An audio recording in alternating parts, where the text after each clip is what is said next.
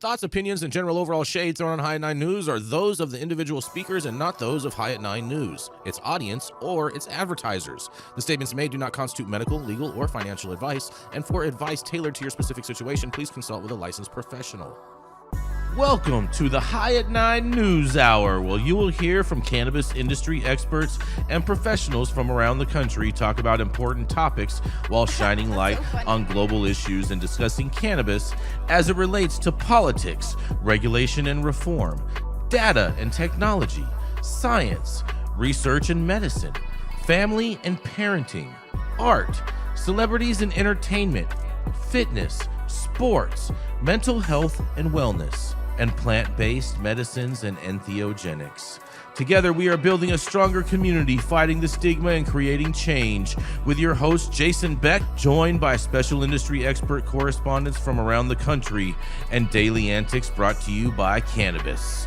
Coming to you live every Monday through Friday at 9 a.m. Pacific time and high noon on the East Coast. And thank you all for getting high at 9 with us.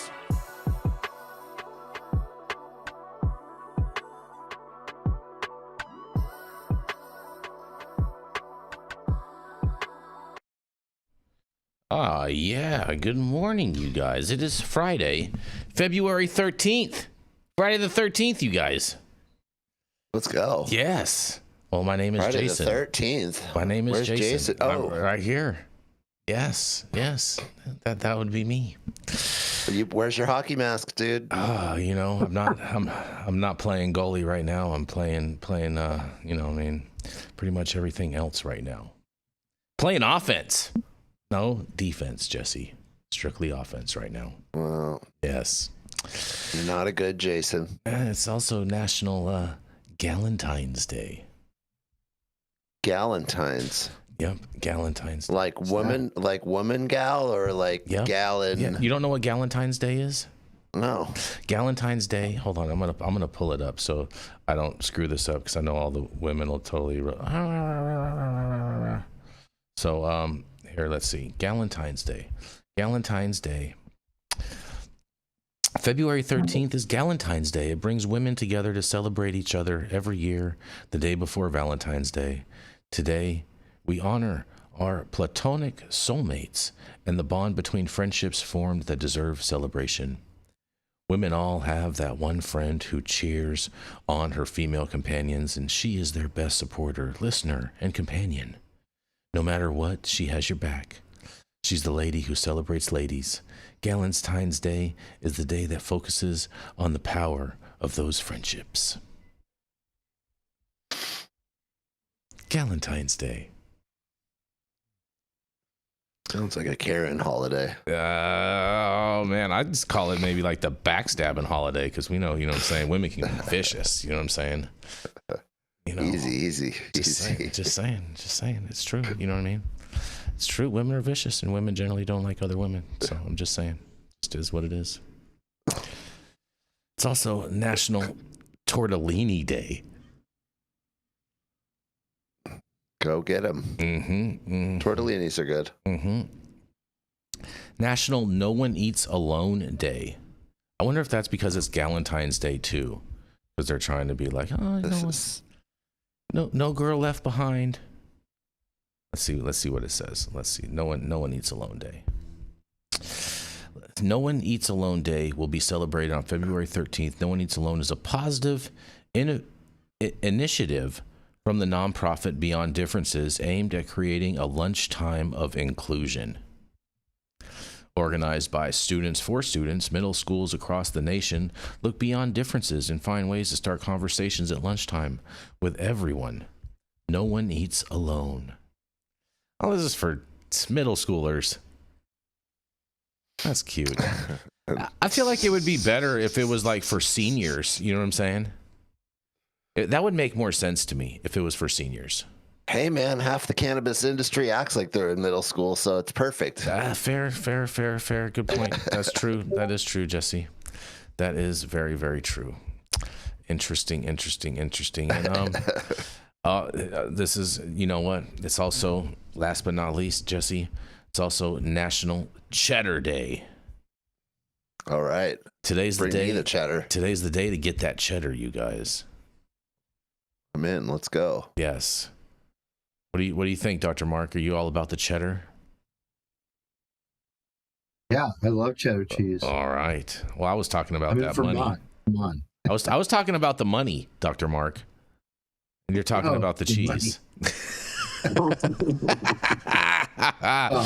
I need money to buy the cheese. Right? Yeah, that's right. That's right. Anyways, thank you all for joining us and getting high at 9 with us. It's also high noon on the East Coast. And please remember to like, share, and subscribe to us on all social media platforms. You can look up above and down below to see exactly where we live on the internet. And we are live every Monday through Friday on YouTube, Rumble, Twitch, X, Instagram, Facebook, Kick, as well as on our very own website, www.high9news.com. So welcome to everyone joining us from any one of those platforms.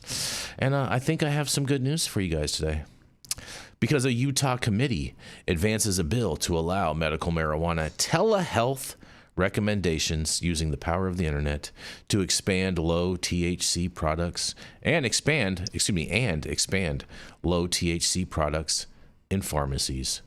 This sounds like the hemp bill 2.0, you guys. A Utah House committee voted 8-1 today to advance a bill that would allow telehealth recommendations for the medical cannabis and let certain low THC products be sold through licensed pharmacies.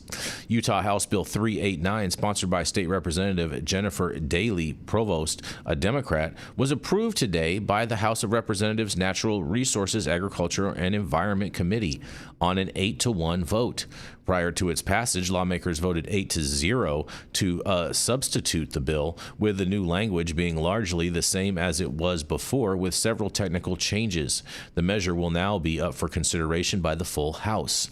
The proposal would let qualified medical providers recommend medical cannabis to patients through virtual visits, removing current limits that largely confine telehealth certifications to a narrow group of patients. Supporters say that change would make it easier for rural and mobility limited patients to maintain their medical marijuana cards without traveling long distances. And HB 389 would also create a uniform fee on each medical marijuana transaction. The Department of Agriculture and Food would set the amount, with revenue directed to the Qualified Production Enterprise Fund to cover the state's costs in administering Utah's marijuana, hemp, and related product laws. The bill further expands what counts as a medical marijuana by adding a new category of low THC product, defined as product for human use that contains less than 0.3% total THC or THC analogs on a dry weight basis and is processed by a licensed cannabis processing facility. Low-dose THC products, when sold in a medical dosage form, would fall under the medical marijuana framework and could be sold in licensed pharmacies. In addition, businesses already licensed as cannabis processing facilities could produce cannabinoid hemp products without obtaining a separate cannabinoid processor license, and the existing licensing advisory board would be restructured into a specialized product authority licensing board with broader oversight over cannabis, hemp, and kratom licensing disputes. Interesting, you guys. Utah. Man, I'm all with the telehealth things for recommendations. I think that's just kind of the smarter way to go. You can see a lot more patients in a shorter amount of time, and people don't have to, for all those greenies out there, they don't have to waste all that gas on a commute driving back and forth just to see the doctor. And I can't wait to hear what you guys have to say about this. Now, I don't get it. Is the licensed pharmacy a dispensary or like a CVS? When I first read it, just the headline, I thought it was a pharmacy like CVS, Dr. T. But as I read the whole article, it gives me the impression that they are calling their dispensaries pharmacies in Utah. Mm-hmm. Mm-hmm. That is the impression that I got from the article. Now, I could be wrong. I doubt that I am, but it's possible. Yeah, it makes sense to allow folks to access the doctor, especially in rural areas. I mean, why do we have to get everybody in a doctor's office and get each other sick? Exactly. if we can have the visit through telehealth.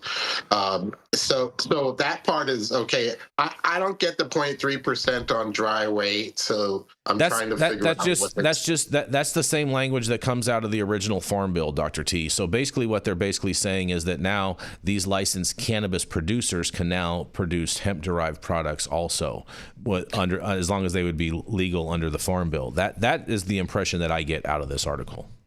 Yeah, but the Farm Bill's got a big set of problems, right? The Farm Bill's allowing people to sell THCA. That's not a problem. That's not a problem, Dr. T. That's not a problem. Well, here's another problem. The 0.3%, is that for flour or is that for tinctures? No. So it's based on the dry weight, and it's based it's dry weight of what? The dry weight of the product. Well, the product can be in many different forms. Exactly.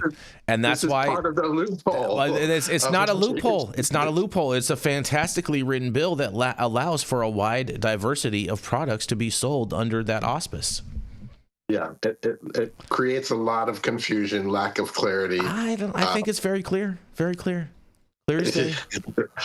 You might as well say you can sell any cannabis product. That's why I say the hemp market is the best market. This is my point, Dr. T. This is fantastic. I'm surprised that you're against this. I'm not against cannabis is not hemp. Okay, that's the misconception here. But it's all the same plant, Dr. Mark, isn't it? No, they're different varieties, and different varieties have different applications. Well, that's but Dr. Mark, the Canadians is grown for seed, fiber, and grain, not grown for cannabinoid production. Okay, type 3 cannabis is not hemp. That's the big loophole. That the industrial hemp, as described, is just hemp variety or cannabis variety with low THC. Type 3 cannabis has low THC by definition, high CBD. It's a drug variety grown to maximize canopy space, not grown as a single shoot to make fiber. Right? Yeah, so, you're going to have scientists. You're going to get accuracy. The Farm Bill is just a bunch of bullshit that mischaracterized what industrial hemp is. Type 3 cannabis is not industrial hemp. It's a drug cultivar grown for cannabinoid production.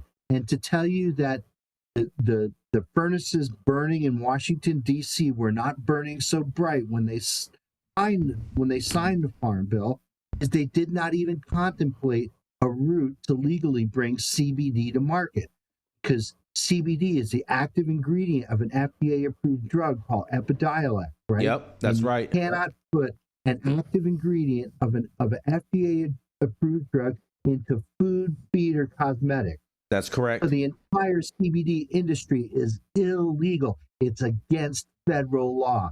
And there's nothing that came out in that executive order, which was a bunch of hot wind, just to take people's mind off of the Epstein files, right? Had nothing to do with legalizing cannabis at all, right? Because nothing has happened.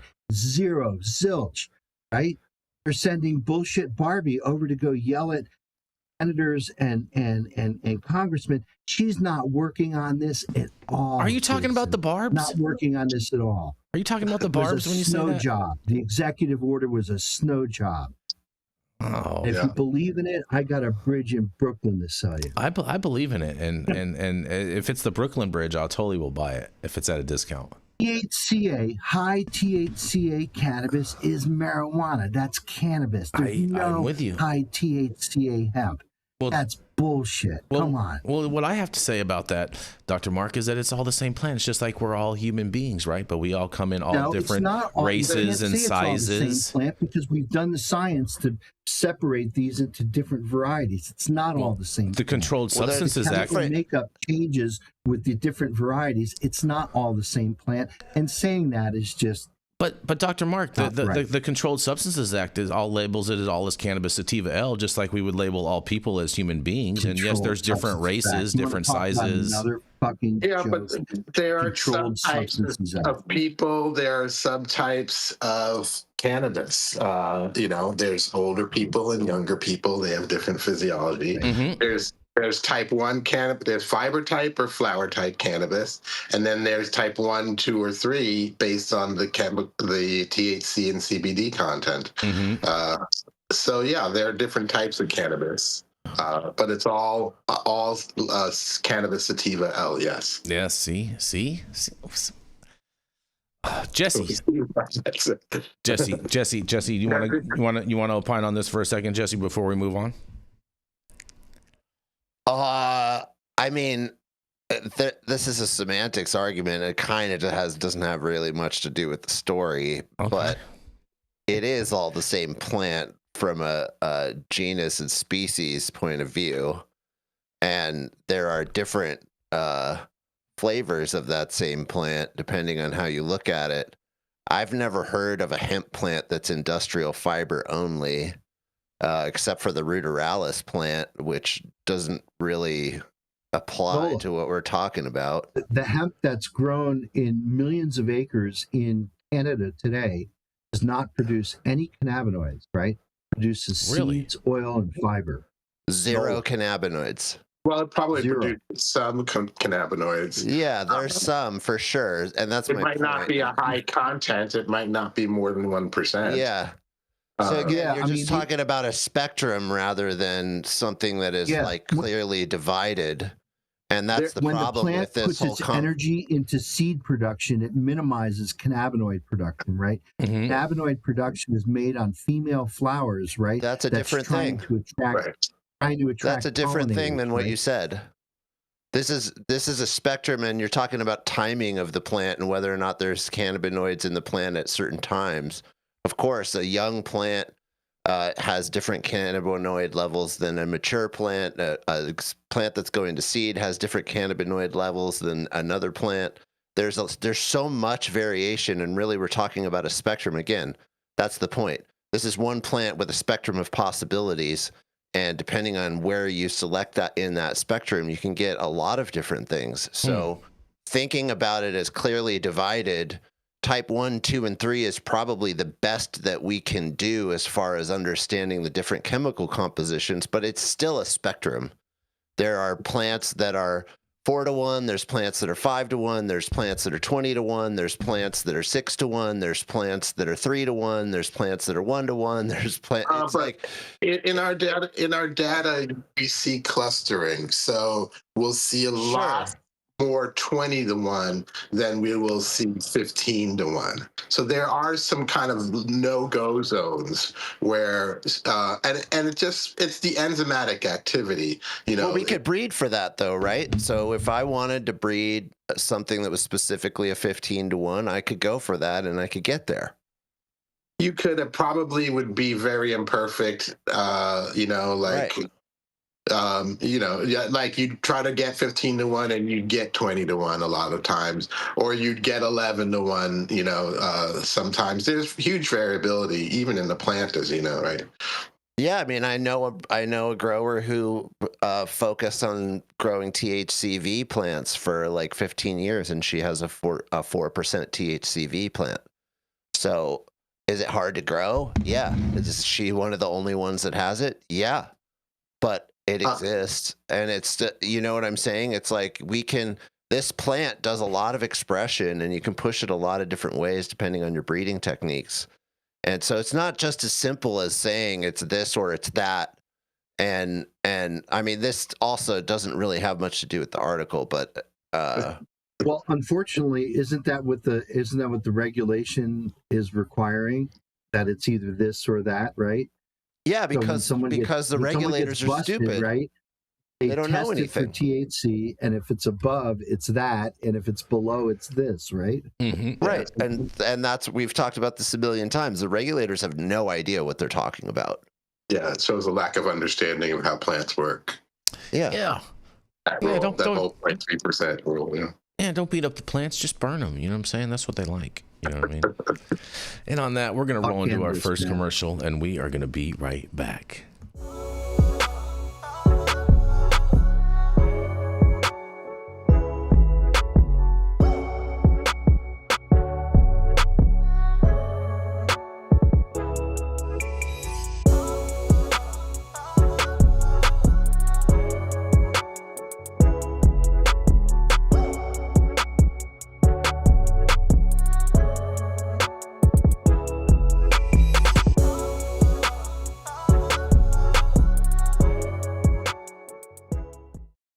CBD. I thought it all came from China. I did, seriously. I'm not even saying that jokingly. I'm being 100% serious, Dr. Mark. Well, they're linked now. So China and Canada trade, and then Canada and U.S. trade. Interesting. We call that sea trading. Well. Maybe this story won't be as divisive, but you never know. Because there was a study, because CBC and CBD combo shrinks drug-resistant triple-negative breast cancer tumors in lab and animal models, doctors. A new peer-reviewed study published in Drug Delivery and Testimonial Research by researchers from Florida A&M University reports that combining the non-intoxicating cannabinoids cannabichrome, CBC, and cannabidiol, CBD, produced strong anti-tumor effects against a form of triple-negative breast cancer, better known as TNBC, and that had become resistant to the chemotherapy drug doxorubicin. Did I say that right, doctors? Doxorubicin? Yeah. Okay, perfect. TNBC is considered one of the most aggressive forms of breast cancer and is particularly difficult to treat once resistance to standard chemotherapy develops. With limited treatment options available for patients in this situation, the research team investigated whether a combination of CBC and CBD could slow tumor growth and overcome this resistance. Using doxorubicin resistant MDA-MB-231 TNBC cells, researchers conducted both two-dimensional and three-dimensional lab analysis to measure cell death and tumor behavior. Combination index analysis confirmed the two cannabinoids worked synergistically rather than independently, and the treatment caused cancer cells to become arrested in the G0/G1 phase of the cell cycle and reduced the cell's ability to invade surrounding tissue by about 55% in a Marde-Gel invasion test. The study then moved into animal testing in exograft models using BALB/C nude mice implanted with doxorubicin-resistant tumors. Mice were treated with CBC at 10 milligrams per kilogram and CBD at 20 milligrams per kilogram, or the combination of both. The combined treatment reduced tumor volume roughly twice as much as either cannabinoid alone and 4 times more than the untreated control group. Molecular analysis provided insight into why the treatment was effective, and Western blot testing showed that the combination therapy suppressed several key cancer-promoting pathways, including MEK/ERK and PI3K/AKT/mTOR signaling, proteins involved in cycle cell progression and survival.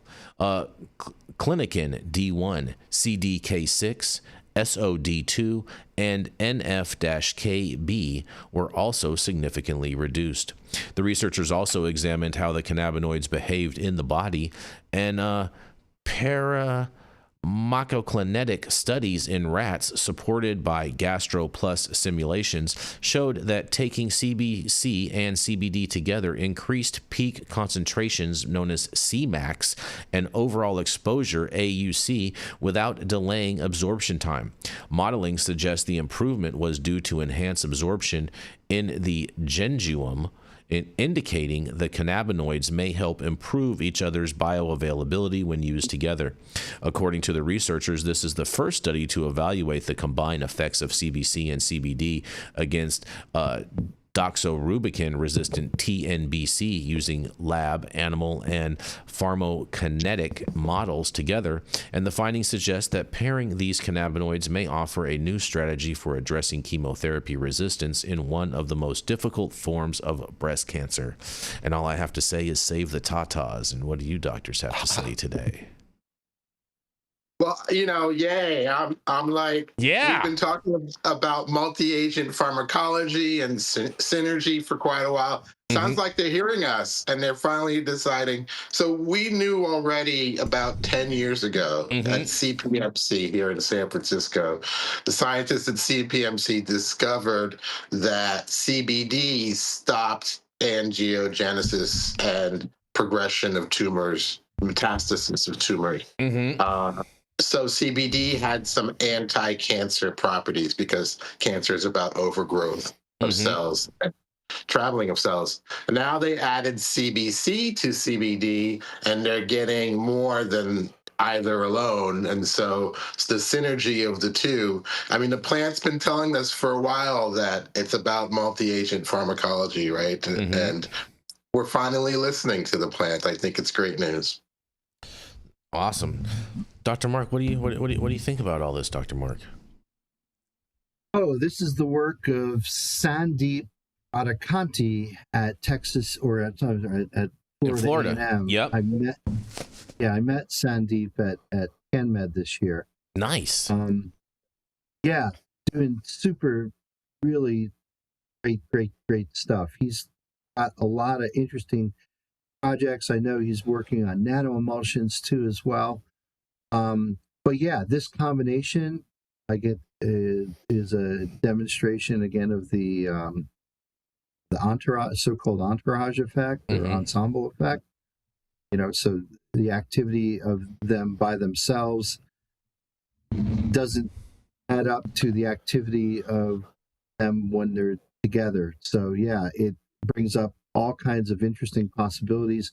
You know, most of the CBC out there is there's not very many high CBC varieties. We actually, in a paper that was published a couple of years ago, there was one outlier that was 30% CBC. Wow.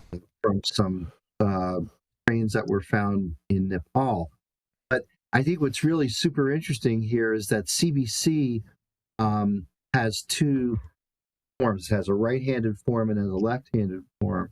I think in the plant, there's a mixture of both, but obviously you can make either one or the other. So yeah, there's a lot of very, very interesting aspects when it comes to the medicinal chemistry of CBC because it could exist in the two enantiomeric forms. Yeah, super cool stuff. Sandeep is doing great research, and he gives a really good talk too. And I imagine that because cannabis is so low toxicity for human consumption, that this is probably going to work in a human model. I know there's a drug project that I'm helping some people with that is totally non-cannabis related, and they just succeeded magnificently with the animal trials. And these researchers basically have stated to me that basically when it comes to animal trials with producing pharmaceutical medicines, that generally, you know what I'm saying, you know, if 4 out of 5 times that it works on animals, that it'll be totally fine with humans, just as a general average rule of thumb, once you get through the animal trials. Is that true in what you guys see in your studies? Animal models have long been established to basically be used before testing in humans. I mean, I think you want to make sure that these things are not toxic and anything like that. So there's a lot of understanding in how the activity from an animal model translates to that of a human. Yeah, they're still very, very important in drug discovery research because like all of these are done usually with mice that are transgenic mice, not transgenic, mice, not to right? Transgender, no, transgenic mice, right, that are predisposed to be susceptible to a particular condition, so they can basically look to see whether or not therapeutic intervention works to treat that medical condition or disease. So I think animal models are still going to be important going into the future. Trying to get these into humans, I mean, we know that cannabinoids in general are pretty safe in terms of their toxicity, in terms of humans' ability to consume them and not have toxic interactions. So I would hope that, this data right here can basically enable, you said, clinical trials in humans, because CBC and CBD are essentially safe molecules. Look at that. Some good news. Save the tatas overall. Oh, go ahead, please, Dr. T. One other interesting point was that point that they made about the junum and absorbing, Yep. that one cannabinoid may be helping another cannabinoid get better absorbed. That's new. I don't know how molecularly that would work, but that's a very interesting idea that he's proposed, that cannabinoids improve each other's bioavailability. That's a big deal. Absorption rates are important because that means that you need to use less to get a better result, right, Dr. T? To get the same result. That's right. Yeah, that's huge news. And on that, we're going to roll right into Dr. Jean Talleyrand. He's the founder of the CESC and of Medican, where you can get your doctor's recommendations online all the time. And now, I guess, apparently, possibly coming to the state of Utah. It is none other than Dr. Jean Talleyrand. Sure, we'll work on it. I have a few patients who live in Utah. Yeah. Who come already. Telehealth. So, happy Friday, everyone. So my story today is from Marijuana Moment. I haven't read from here in a while. FDA head says marijuana has benefit in medical conditions, but Trump administration also concerned about side effects. This is by Kyle Yeager. The head of the FDA says that while the Trump administration is taking the potential harms of cannabis use among youth very seriously, it's also important to preserve access to cannabis for medical purposes, and that's part of the thinking behind the push to federally reschedule it. In an interview on Fox Business on Wednesday, FDA Commissioner Marty McCary was asked about a recent New York Times editorial published that called for safeguards around cannabis, citing contested data on the relationship between cannabis use and health issues, such as psychosis. First of all, we've seen a dramatic increase in teens vaping with THC in the 4 years prior to us coming into office. So we're taking this very seriously, and we're trying to understand this field of science with better research, he said. The cannabis today is not the cannabis of hippies. It's about 10 to 20 times stronger, and new research is showing that its effect on a developing adolescent mind is different than that in an adult. Different, not worse. It can result in psychosis diagnoses later in life. That's incorrect. So we are taking this very seriously, and it is a controlled substance in the Trump administration. And so that's the state of affairs, McCarty said, adding that there are other side effects associated with cannabis, such as cannabis hyperemesis syndrome. If you simply talked about the dangers of cannabis in kids in terms of risk, remember, risk appeals to many kids. So we have to talk about what it does to their ability to compete in a track and field match and what it does to their day-to-day sort of vitality, the FDA commissioner said. It creates fatigue, it creates problems with learning and judgment. So we have to talk about that. While the interview made rounds on social media, drawing criticism from industry stakeholders, there's less focus on other comments McCarty made concerning the Trump administration's efforts to ensure that patients are able to access cannabis for medical uses. We are also, in the Trump administration, very serious about making sure that the medicinal purposes, that is, the indications where people find benefit in medical conditions, for example, with chronic terminal cancer, is advanced, he said. And so we've taken action to change the scheduling from Schedule 1 to Schedule 3 under the Controlled Substances Act. President Donald Trump issued an executive order in December ordering Attorney General Pam Bondi to expeditiously complete the rescheduling process, which was initiated under the Biden administration. But there haven't been any recent updates on the Justice Department's progress in seeing through that directive.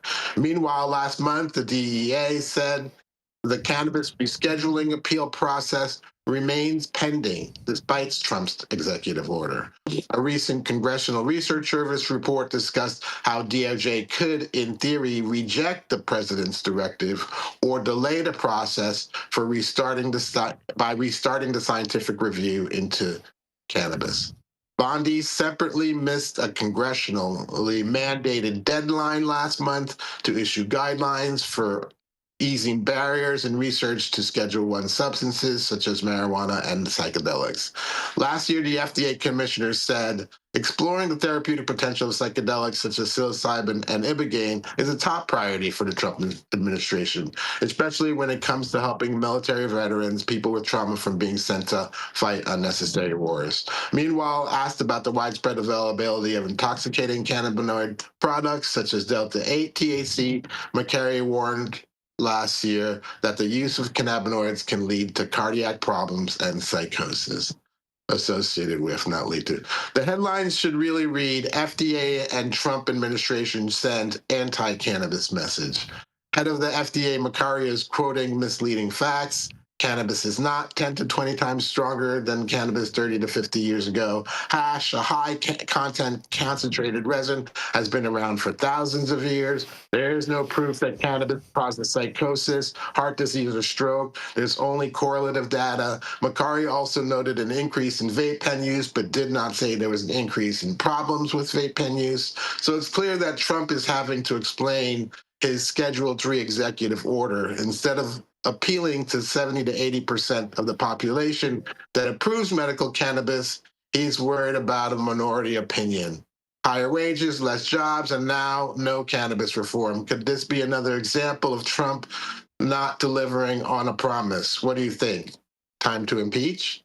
Oh, you're so funny. I saw what you did right there. That was cute, Dr. T, right there at the end. That was cute. I was tired. That was cute. Oh, bro, that was great. That was great. But no, you know what? I'm going to tell you right now. First of all, this this came out of a woke publication, so I don't expect anything less of them criticizing the president and his directive. I mean, after all, we even had the New York Times all of a sudden is now coming out.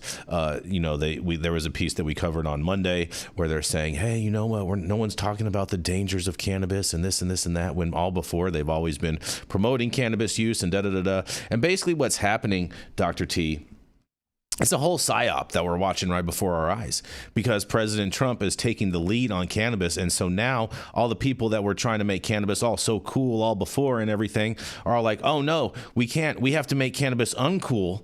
So then that way we can keep this narrative of Orange Man bad. And that's basically what we're watching play out right now with this. I don't think Orange Man bad is. I care way more about cannabis being approved than trying to make Orange Man look bad. He does me a too. good job on his own anyway. I mean, nobody needs to help him do that. I think the funny thing about this article is how it's politically so ignorant. Mm-hmm. It's talking like Trump is directly responsible for every one of these people's decisions. He's not, as much as people would like to say this, he's not a dictator, and he can't just make Pam Bondi do whatever he wants. He can direct her to do things, but she still makes her own decisions, and she's not making decisions that she's been directed to make. That's correct. So there's a difference. There is a difference there. And just there is an Orange Man bad sort of thing in this article where it's just trying to repeat that this is the Trump administration. This is the Trump administration. It's people within the executive branch who are directly disobeying Trump, actually. And so to just constantly try to say like it's Trump is clearly this is just a propaganda move. So I wish they would be more clear about what's going on here, and that there is a part of the administration that is disobeying the president. And that's unfortunate, because the president has spoken very clearly that he's on our side, and he's spoken very clearly in his executive order about what he thinks. And the people next to him who are speaking on behalf of cannabis are really smart and really know what they're talking about, and he has sided with them, and people under him have chosen to fight against him. That's not good. So to just go on the propaganda move, as I believe it's Kyle probably who wrote this, yep, and just be anti-Trump about it is it's stupid. It's not actually what's going on here. So I wish he would be honest instead of just inflamed and have his Trump derangement syndrome flying very clearly. Well, I don't know. Listening to Pam Bondi yesterday, it seems like she thinks he's the greatest president in the world, and but she's not following his orders here. She is definitely not. She speaks out of both sides of her mouth, and we've been talking about that for almost a year. She's been she needs to be fired. Problems in the whole Justice Department, executive branch, in the Justice Department. She is the biggest problem. Yeah, she needs to be fired.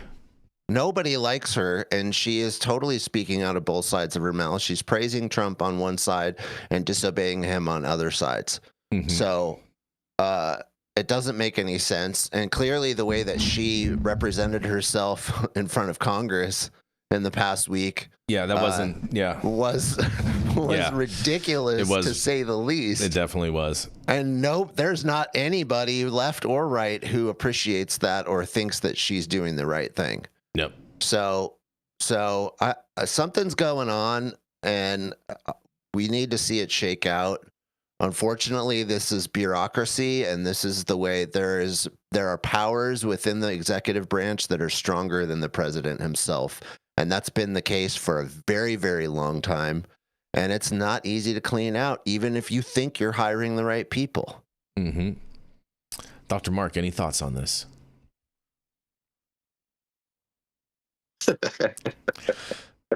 No, I think you guys have already covered this. Okay. I don't have anything to add. Let me put it that way. Fair enough. Fair enough. On that, we're going to roll into our next commercial, and we are going to be right back. Rescheduling cannabis, which was classified as more dangerous than fentanyl. Trump's action will destroy the cartel's illicit black market, expand medical research, and ensure seniors and veterans safely receive the care they need. Thank President Trump for delivering on another America First promise. You can say whatever you want, bro. I love you guys. We love you. We love you too, Dr. Mark. We love you too. And we like to hear your voice. We like to hear your voice, and we like to see the anger and the frustration and the we love that. We're all here for it. Here's my voice. Orange Man is bad.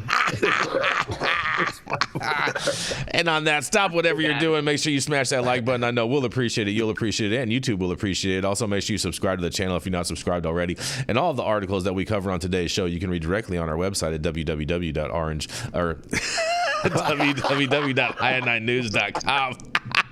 That was funny. And who's got the Orange Man website? Yeah. Oh man, Orange Man. Shout out to Orange Man. And also too, please make sure you subscribe to us on X and Rumble.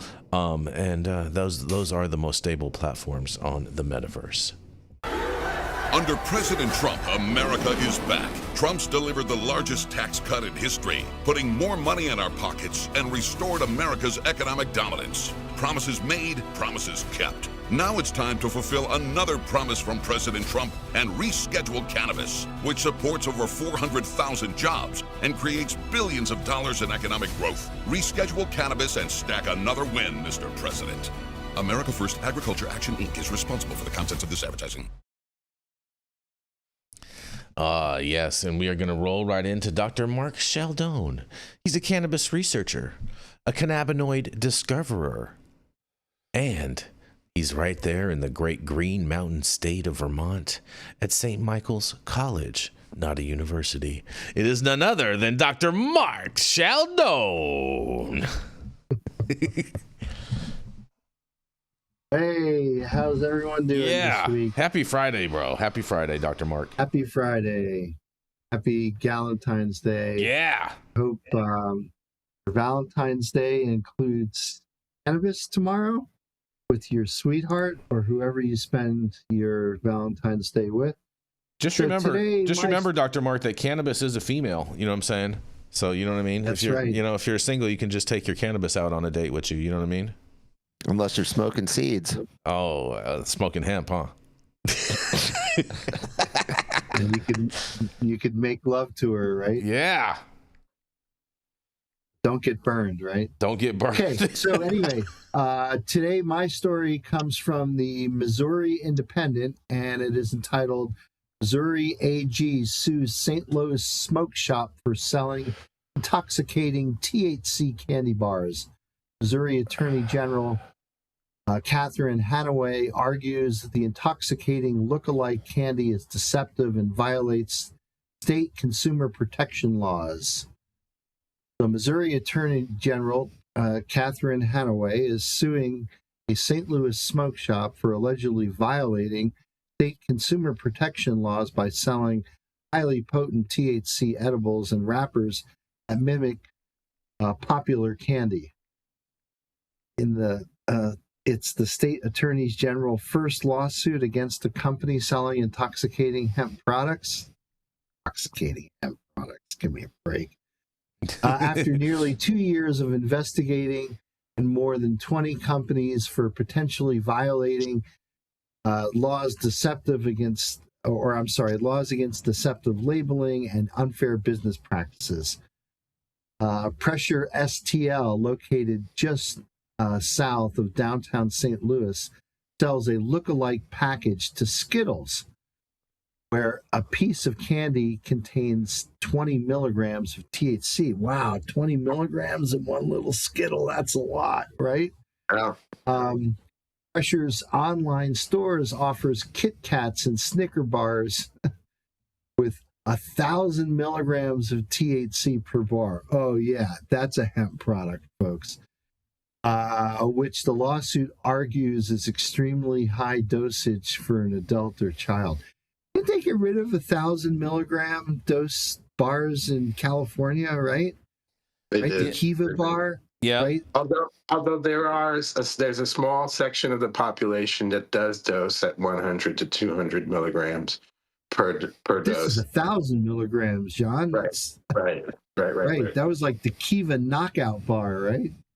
Right. Anyway, so okay, or was it not Kiva? Is it Corova? Right. It doesn't matter. It doesn't matter the brand. It doesn't matter the brand. Sorry. Yeah. Should be pointing out. Yeah. This. Okay. Anyway, for context, the entire THC seltzer typically contain 5 to 10 milligrams of THC, right? And this has got 20 milligrams in one little Skittle, or 1,000 milligrams in a chocolate bar. So the lawsuit filed by St. Louis Circuit Court on Tuesday alleges that the shop also sells high-dose THC versions of other kid favorite snacks, including Doritos, Milky Ways, Nerds, Chips Ahoy, Crunch, and Sour Patch Kids. We will not stand idly by as adolescents are indoctrinated into addiction by unlicensed businesses prioritizing profit over consumers, said Hanaway in a press release. My office will not tolerate drug dealers hiding behind candy wrappers. Oh boy. Hanaway is seeking a preliminary injunction that would immediately prevent the store from continuing to sell the products, along with a $1,000 fine per violation and prosecution and investigative costs. A representative of the store did not respond to a request for comment. Intoxicating hemp products are currently not regulated by any government agency in Missouri. Hanaway's lawsuit details legal challenges Missouri authorities have faced trying to prevent the sale of these products, which began around 2018 when Congress legalized hemp through the Farm Bill. In 2024, then Governor Mike Parson attempted to ban all intoxicating hemp products by deeming them adulterated or poisonous under state food laws. Missouri Department of Health and Senior Services was tasked with being the ban's enforcement arm. However, state law explicitly prohibits the state from considering a food or adulterated product containing industrial hemp, as the lawsuit states. So the ban ended in a definitional gridlock with the lingering question, does industrial hemp encompass psychoactive hemp-derived products? rather than indicating that there is no avenue of enforcement against psychoactive hemp-derived products, the lawsuit states DHSS indicates the best avenue for enforcement going forward is through the Missouri Attorney General's office under the Missouri Merchandising Practices Act. A former Attorney General Andrew Bailey initiated investigations in 2024 into stores selling intoxicating hemp products for potentially violating the Merchandising Practices Act, which is meant to protect consumers. Bailey launched his investigation and pointed out 6 elementary age children in St. Louis County who became sick and intoxicated at school after reportedly ingesting THC products packaged as Nerds, Rope Bites, and Mad Monkey Sour Premium candies. Mad Monkey Sour Premium Strawberry Premium candies. Okay. All were issued nearly 20 cease and desist orders last year. Hanaway has continued these investigations and opened up 6 new investigations into 6 new different companies in the fall. A favorable outcome in all of these cases would mean that more lawsuits would be likely to come. Pressure STL's website notes that all products are made from THCA, which further confuses and deceives customers. The lawsuit states THCA is a chemical compound, naturally occurs in cannabis, and is not intoxicating until it's heated. So once a joint is lit and smoked, the THC transforms into delta-9 THC, and that gets people intoxicated. In order to make intoxicating cannabis edibles, THC oil has to become heated, or what's called decarboxylated, or else the people won't get high. After it's heated, it's no longer THCA, it's delta-9 THC. Because the THCA wording on edibles, the lawsuit alleges it is exactly unclear as to how much THCA is in each package. An employee at the store told The Independent that THCA is the same as delta-9 THC. Well, okay, there's our problem, right? The employees think that THCA and delta-9 THC are the same thing, okay? All right, big problem. Okay, the one-room store has a security guard who checks identification at the door and only lets in people who are 21 or older. It has one long counter that contains packages of THCA flower. Okay, is that hemp? Hemp, guys? THCA flower, there it is, right there. A smoke shop, right? Not a dispensary. Or smokable buds and a small section of candy-like edibles. A large section of edibles is available through its online store. I think I also checked, they also have online sales of flower too as well. So Hanaway likened the current situation to how tobacco companies would advertise to children until state attorney generals filed lawsuits to prohibit marketing to children. The hemp industry appears to be taking a page out of the tobacco industry's playbook, but at this time, taking it one step further, the lawsuit states. In addition to providing a variety of flavored cigarettes, e-cigarettes, and vapes that are enticing to children, hemp manufacturers and distributors are providing edibles which take the form that any children are familiar with, and it could entice them to try their products. So, yeah, putting stuff in Doritos bags, putting stuff in something that looks like a Snickers bar. I mean, come on. We all know that these are deceptive business practices that aren't allowed in regulated cannabis markets. So it seems like the hemp markets can get away with this. You know, I flew into St. Louis a number of years ago when I was consulting for a company in Illinois, St. Louis was the convenient airport. I flew into St. Louis and I had to go get some butane for my torch, obviously, right? Fly with an empty torch, so you got to go get butane. So just Googled where the local smoke shop is around the airport, went to the local smoke shop, and yeah, just like they're saying here, they had display cases with flower that had THCA flower, which we all know is cannabis, right? Marijuana, if you will, right? Not hemp, right? So there was,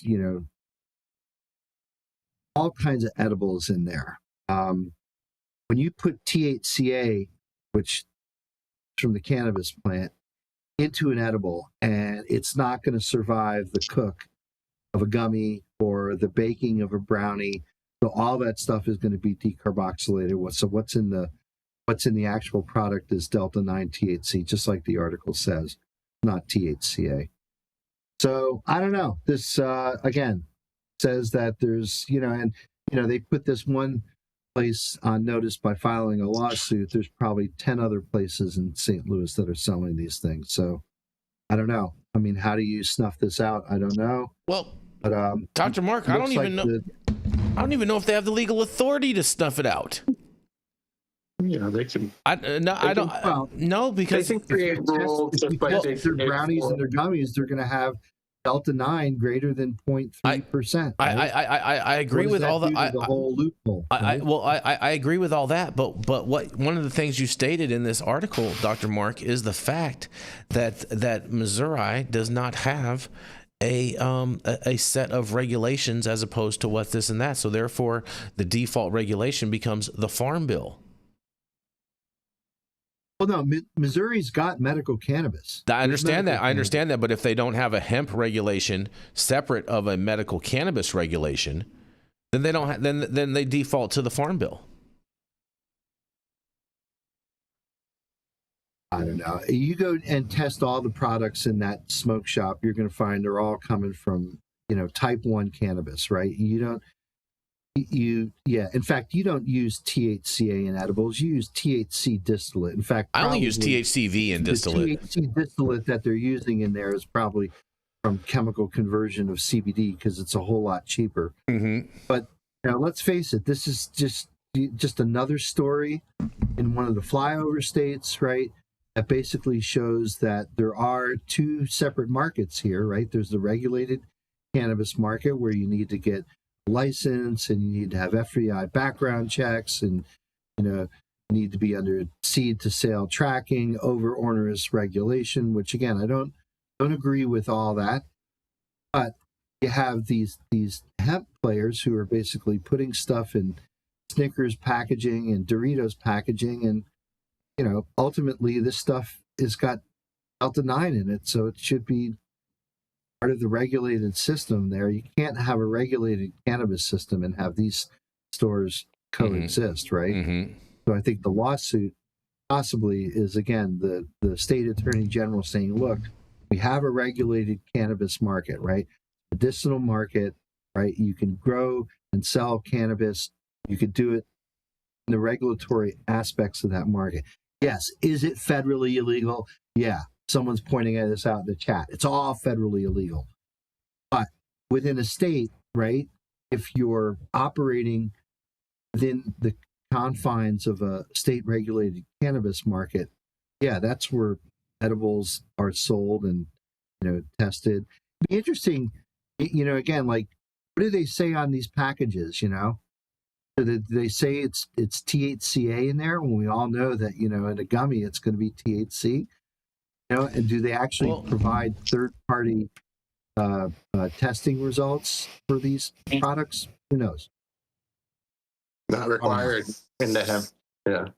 So you said something very specific that actually highlights the real problem here. You said there's two different markets. Well, actually, there's three different markets, and this is in the third. All of these products are legacy market or black market products. Nobody who's operating with an FDA license in the hemp market is putting their products in Skittles bags that are branded improperly. Yep, that part's true. There's a bazillion rules that are being broken here and laws that are being broken here that are federal. You can't break federal trademarks. You can't use the Skittles brand, the Milky Way brand. So anyone who's doing that is operating strictly outside of both the cannabis and the hemp market. And these are products that they're just putting under the thin veil of calling it hemp. But just because it says it's hemp doesn't mean that that's what it is. Yep. These packages are mislabeled. They're not, there's nothing about them that is straightforward. You don't even know what's actually in them. We don't know that it's THC. We don't know that it's Delta 9. We don't know that it's THCA. Every single one of these packages would have to be tested. And I would bet a lot of money that if you went through every one of these packages, you're going to get a wide variety of things that you're going to test for, including other illicit substances that aren't even cannabis. So to be aware of when you see this and this exists here in Washington too. There's several smoke shops that I've walked into and gas stations even right here in Spokane that have this same thing. These black market products that are branded with trademarked brands, and it's all just to deceive people into buying something that they don't really know what they're getting. And these are probably cartel products or Chinese products. More than likely, that's what's happening. Are you saying that a cartel member can't be Chinese? Well, I mean, you could technically call Chinese cartels, but I use that word as more of a South American Mexican. So that's what's going on here. Is these products are from the third market? They're not from either one of the legal markets. Nobody who's, and I'll just reiterate, no one who's really in the legitimate hemp market who has an FDA license who's growing hemp is trying to put their products into a trademarked package. They're not doing that. Yeah, I totally agree with that, Jesse. I totally agree with that. No one's going to risk their livelihood for, you know what I'm saying, that type of, labeling infringement and whatnot. I totally agree with that. It's a total trap brand. You know what I'm saying? This gas station or whatever is just trying to make a buck off of selling whatever products that they think people are going to buy. And this is one of the reasons why they need to have some type of regulation in place on who can sell these types of products to some degree. Only to some degree. Only not going crazy over the top, but to some degree. You know what I mean? But nonetheless, we're going to move. Yeah, I mean, that should just be the first tell. The state should know that this is a fail on the state that they don't already know. Yeah. But that this article's even calling these things that they don't go, hey, these are in Skittles and Milky Way. These are illegal products across the board. Yeah, exactly. And there's no way you're going to trace this back to a legal hemp farm. Yeah, I don't even know who they would even file this against. Like, how are they going to find it? Like, I bet you it's a fake company that probably doesn't even exist. 100%. The only people that are going to be able to sue over this is the smoke shop. Yep. And then the smoke shop is going to have to try to turn over the distributor wherever they're getting it from. Yep. And I guarantee you that's going to vaporize overnight. It's going to, exactly. And on that, we're going to those distributors and manufacturers are probably already being sued. Well, no, they're illegal though, so they're not even. They're not. It's not like they're just going to dissolve, or anybody knows who they are. Exactly. This is fully illegal products. Nobody who's doing legal business is putting their products into a trademarked package Skittles bag. Yeah. It's not happening. It's total. That's a big red flag. Yep, exactly. And on that, we're going to roll into our final commercial, and we're going to be right back.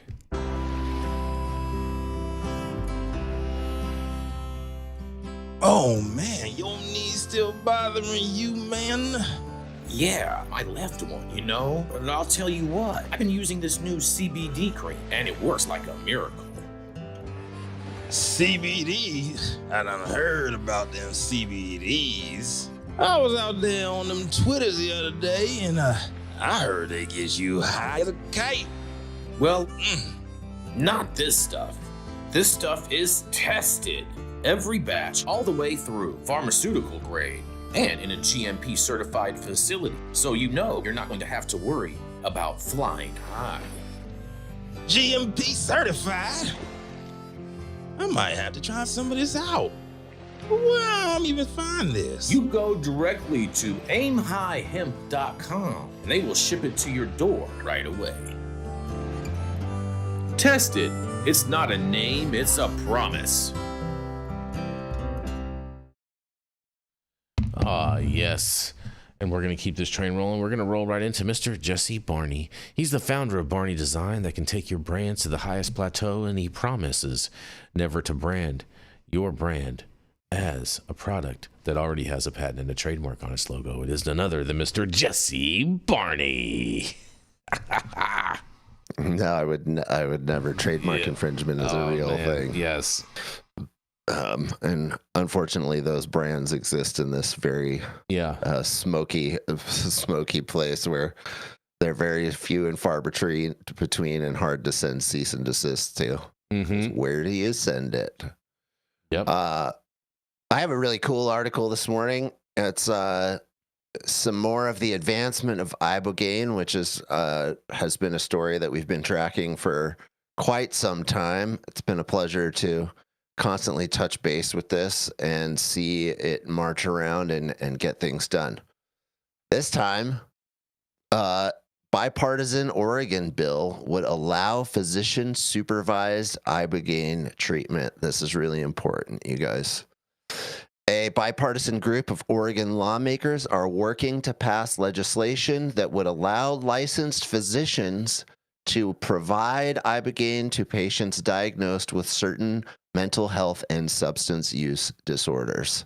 House Bill 4110 is sponsored by Representative Alex Garlatos, Republican, Senator David Brock Smith, also a Republican, and Representative Rob Nasi, a Democrat, along with Representatives Court Boyce, Republican, Darcy Edwards, Republican, Darren Harbick, Republican, and Rick Lutris, Republican. That's a lot of Republicans doing some plant medicine work, you guys. It's a good sign.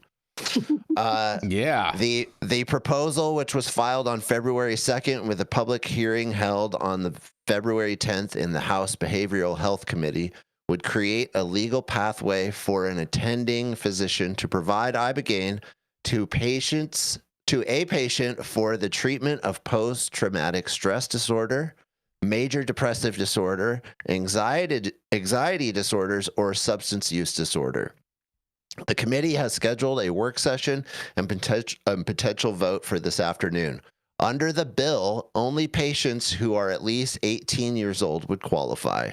The attending physician would need to determine that the patient is capable of making and communicating healthcare decisions.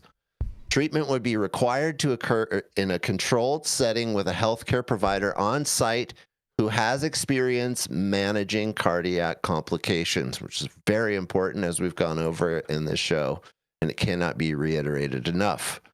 A safeguard included due to known medical risks associated with Ibogaine. The legislation defines Ibogaine as a naturally occurring indole alkaloid extracted from the root bark of the Tabernanthe iboga shrub. It would amend state law to exclude Ibogaine from Oregon's definition of a controlled substance when it is obtained, provided, and consumed in accordance with the measure. The Oregon Health Authority and the Oregon Medical Board would be authorized to adopt rules to implement the program. The bill also states that the medical board may not discipline an attending physician who provides Ibogaine in compliance with the statute. The measure specifies that nothing in the law would require a person to violate federal law or shield anyone from federal enforcement. If approved, the policy changes would become operative January 1st, 2027, with the act taking effect 91 days after the adjournment of the 2026 regular legislative session. So this would be the second state that has done this, Texas being the first, thanks to Brian Hubbard and Rick Perry, who really took this upon their shoulders to help Ibogaine become a plant medicine that becomes something that the U.S. is really researching and taking care of. And having this happen in Oregon, where there's a lot of people in Oregon that need this. You just go to Portland and walk around downtown, and you're going to see a lot of people who need this. Hopefully they are mentally capable of telling people that they need this, because this could really help and cure a lot of people. And I would like to just say, if you're interested in Ibogaine, you have some sort of depression or substance use disorder or some sort of PTSD, which are the things that really this is focused on, do not attempt to get it on the street. There is a major danger of cardiac arrest. That it is very common that your heart will stop, and you have to be in a clinic where they have the proper antidotes and drugs to restart your heart. Without that, you could very likely die. So this is not a street drug. This is not a fun drug. This is not something to try recreationally at all. 0%. This is purely a very medical drug that should be used in an extremely medical clinical situation. So just know that if you hear somebody who's trying to get it on the street, warn them deeply about the dangers. So I'll toss it over to everybody else and see what they think about Oregon getting this going and being the second state to start investigating and using Ibogaine. Shout out to Oregon. It always seems like Oregon is always on the cutting edge of all these different new type of medical breakthrough treatments, as far as being one of the first places to initiate these types of things. I mean, they were the first. They were even the first place to state, if I recall, doctors to do right to try. You know what I'm saying? They do the assisted suicide for people that are terminally ill, that just feel like, you know what I'm saying, they don't have any hope left in life, and different things like that. Oregon is really kind of like on the cutting edge of a lot of this stuff, of bringing all of this stuff mainstream. Agreed. Oregon's always leading the way. I think they're leading the way for universal health care too. Trump RX. Yeah, I don't know if that's universal care.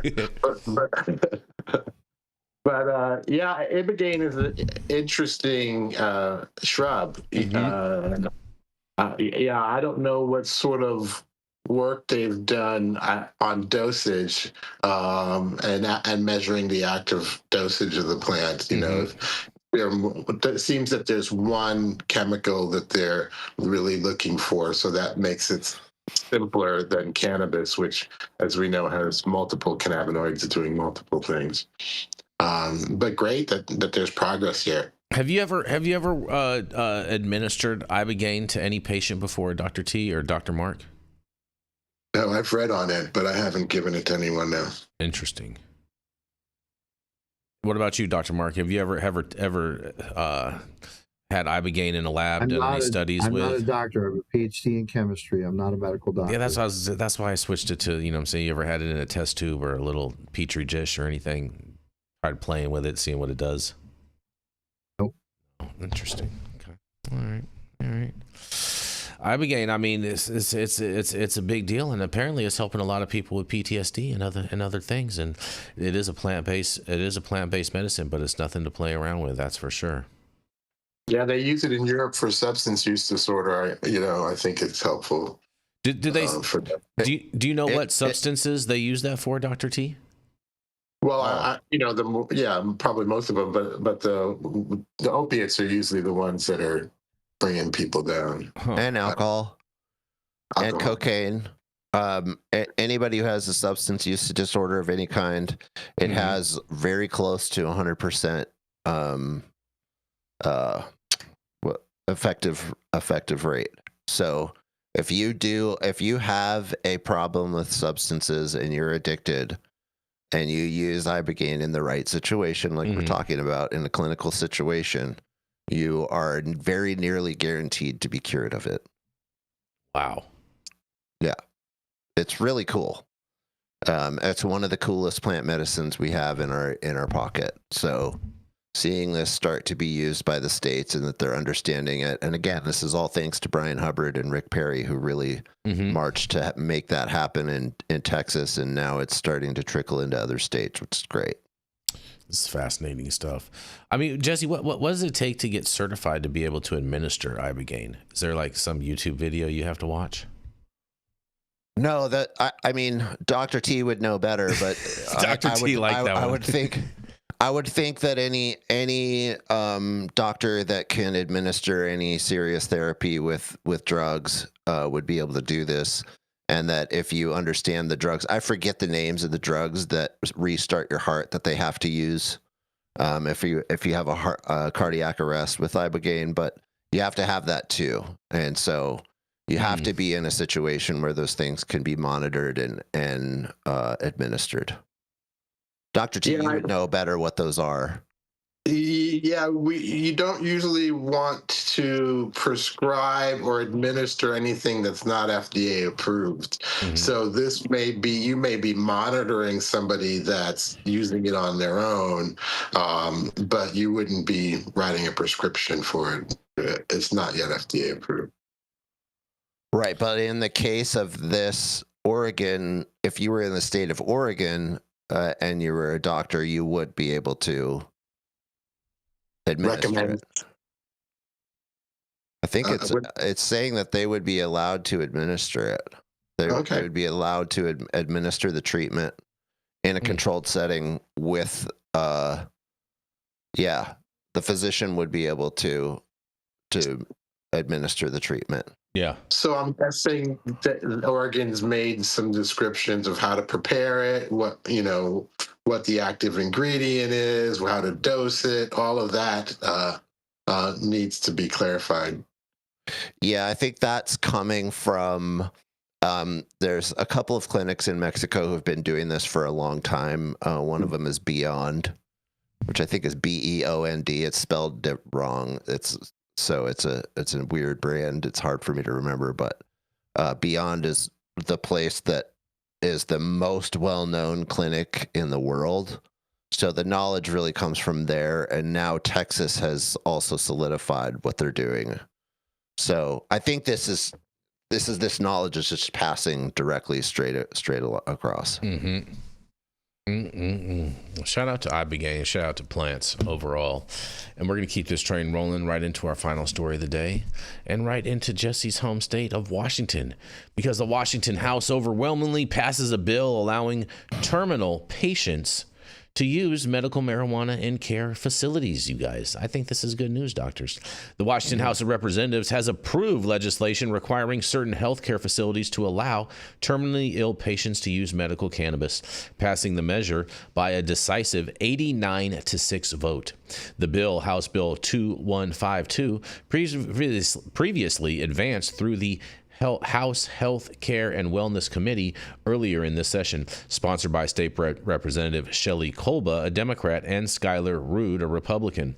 The proposal now moves to the Senate for further consideration during the 2026 legislative session. As written, the legislation would require licensed hospitals, nursing homes, and hospice care centers across the state to adopt formal policies allowing the medical use of marijuana by qualifying patients with terminal conditions starting January 1st of 2027. Lawmakers backing the measure have framed it as a quality of life issue intended to preserve comfort and dignity for patients receiving end-of-life care, while still giving facilities the ability to maintain safety and operational oversight. Under the bill, facilities would be required to establish clear guidelines governing how medical marijuana may be used on site. Smoking and vaping would not be allowed within these settings, even if those are the patient's typical methods of consumption. And use of marijuana would need to be documented in the patient's medical record, and patients would need to provide valid medical authorization. Responsibility for obtaining, administering, and removing marijuana would fall entirely on the patient or a designated provider, not on medical staff, and doctors, nurses, and other healthcare workers would be prohibited from administering marijuana.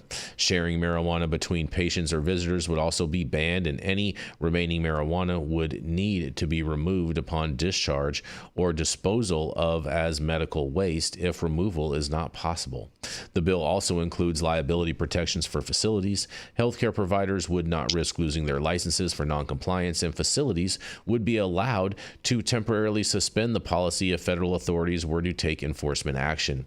Emergency departments and patients receiving emergency care are are specifically exempt from these requirements.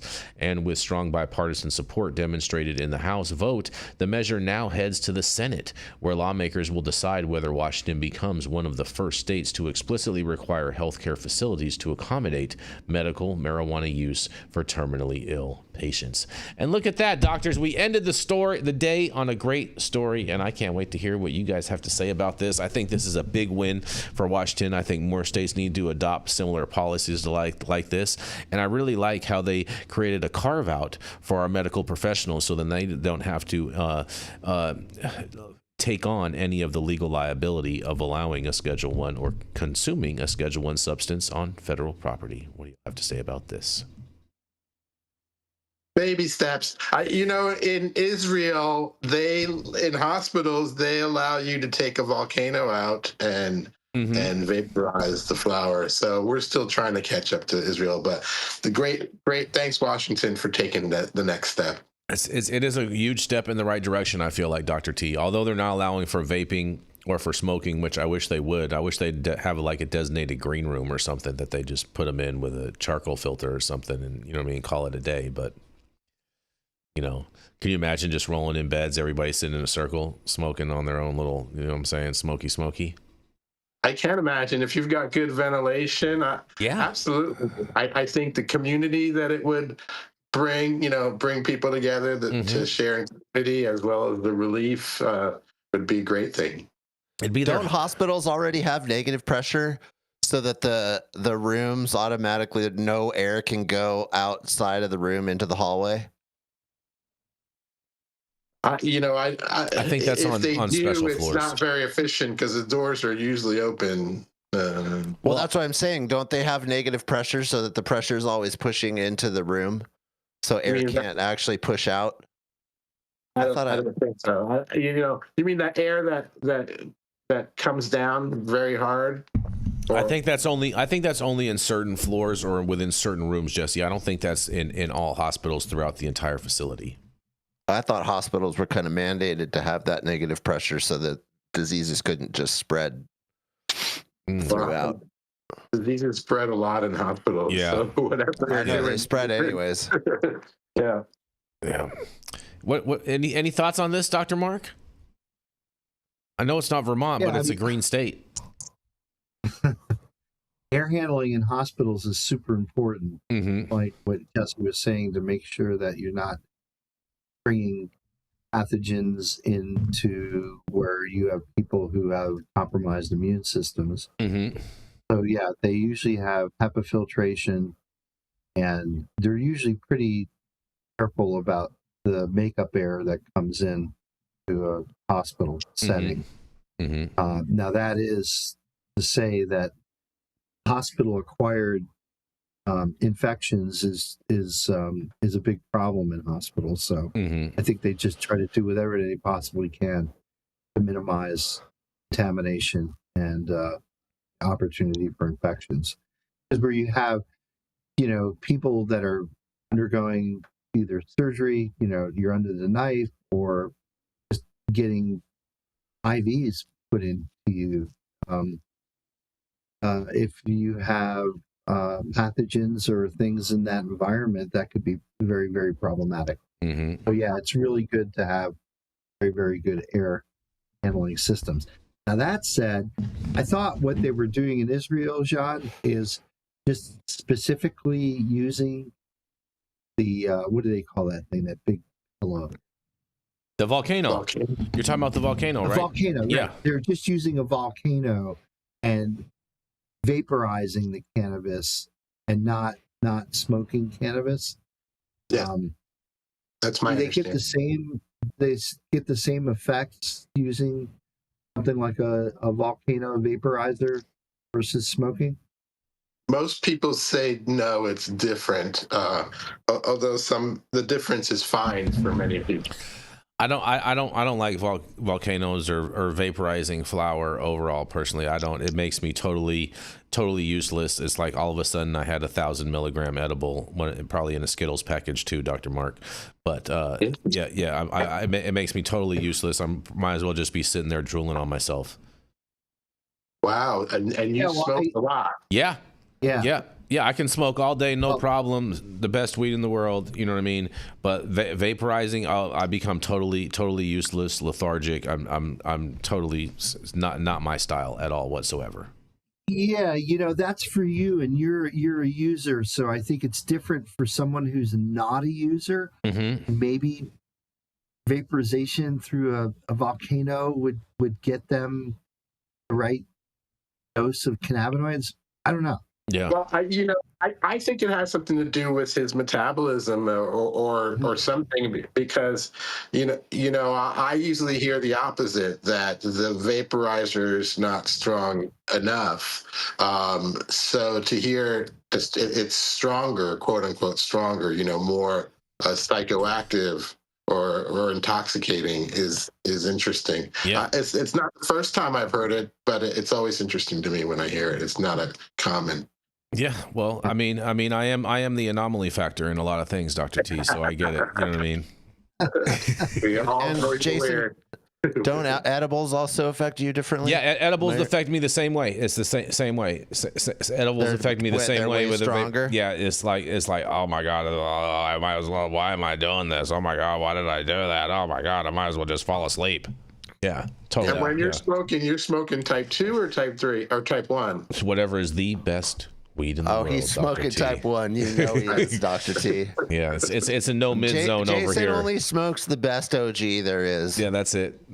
Because everything else is just, might as well just throw it in the fireplace and burn it and make your house smell nice. Which, by the way, to me, that OG that you typically smoke is so strong. Mm-hmm. And also, to me, it's very sleepy. Like, I smoke one of your joints and I'm like, I want to take a nap, dude. I'm tired.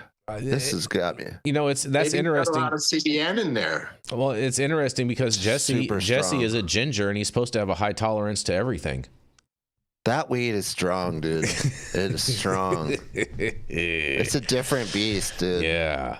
I'm a haze guy. I want hazes and Herrers and things of that nature. I want like zippy stuff. I prefer hazing people.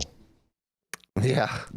I also like the flavor of haze the best too. I like it to be all incensey and light and airy. I like original cough as a haze, but all these other like the Jack Herrera's and all this other stuff is just a little too fruity for me.